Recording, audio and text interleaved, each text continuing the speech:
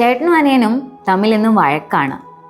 ചേട്ടൻ 4ാം ക്ലാസ്സിലാണ്, അനിയൻ 2ാം ക്ലാസ്സിലാണ്. അനിയൻ ചേട്ടനെക്കാട്ടിലും നന്നായിട്ട് പെർഫോം ചെയ്യുന്നുണ്ട് അക്കാഡമിക്കലി. പക്ഷേ ചേട്ടൻ ഇപ്പോഴും ലെറ്റേഴ്സ് അറിയാതെ സ്റ്റെക്കായി നിൽക്കുന്ന ഒരു സിറ്റുവേഷനാണ്. അമ്മയും കുറച്ച് ഡിസപ്പോയിൻറ്റഡ് ആയിരുന്നു. അനിയനെക്കാട്ടിലും അല്ലെങ്കിൽ ഇളയവനെക്കാട്ടിലും കൂടുതൽ ടൈം ഞാൻ മൂത്തവനാണ് സ്പെൻഡ് ചെയ്യുന്നത്, പക്ഷെ അവൻ ഇപ്പോഴും ലെറ്റേഴ്സ് ക്യാച്ച് ചെയ്തിട്ടില്ല എന്നുള്ളൊരു കൺസേൺ അമ്മയിലും ഉണ്ടായിരുന്നു. മൂത്തവനോട് ചോദിച്ചപ്പോൾ അവൻ പറഞ്ഞു, എനിക്ക് പഠിക്കണം എന്നൊക്കെ ഉണ്ട്, പക്ഷെ എന്നോട് മറന്നു പോവാണ്, എന്നോട് ലെറ്റേഴ്സ് മാറിപ്പോവുകയൊക്കെ ചെയ്തതുകൊണ്ടാണ് എനിക്ക് മാർക്ക് കിട്ടാത്തത് എന്നുള്ളതായിരുന്നു അവൻ പറഞ്ഞിട്ടുണ്ടായിരുന്നത്.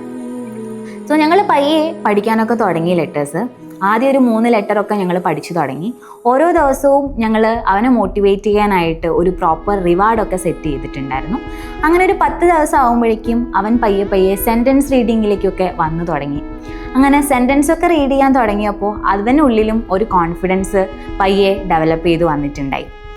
അങ്ങനെ ഇവിടെ നമ്മൾ ചെയ്തിട്ടുണ്ടായിരുന്നത് അവൻ്റെ കോൺഫിഡൻസ് എന്നുള്ള ഒരു പ്രോബ്ലത്തിനെ അഡ്രസ്സ് ചെയ്യുകയും അല്ലെങ്കിൽ അവൻ്റെ അക്കാഡമിക്കൽ ഡിഫിക്കൽട്ടി എന്തായിരുന്നു എന്നുള്ളതിനെ പ്രോപ്പറായിട്ട് നമ്മൾ ഫൈൻഡ് ഔട്ട് ചെയ്ത് അതിനൊരു സൊല്യൂഷൻ നമ്മൾ കൊടുത്തപ്പോൾ അവന് പെട്ടെന്നൊരു നല്ല റിസൾട്ട് നമുക്ക് കാണിക്കാൻ വേണ്ടി പറ്റി എന്നുള്ളതാണ്. സോ കാരണങ്ങൾ അറിഞ്ഞ് അല്ലെങ്കിൽ കുട്ടികളെ അറിഞ്ഞ് നമ്മൾ പഠിപ്പിക്കുമ്പോൾ അവരിലുള്ള അക്കാഡമിക്കൽ ഡിഫിക്കൽട്ടീനെ നമുക്ക് എളുപ്പത്തിൽ മാനേജ് ചെയ്യാൻ വേണ്ടി പറ്റും.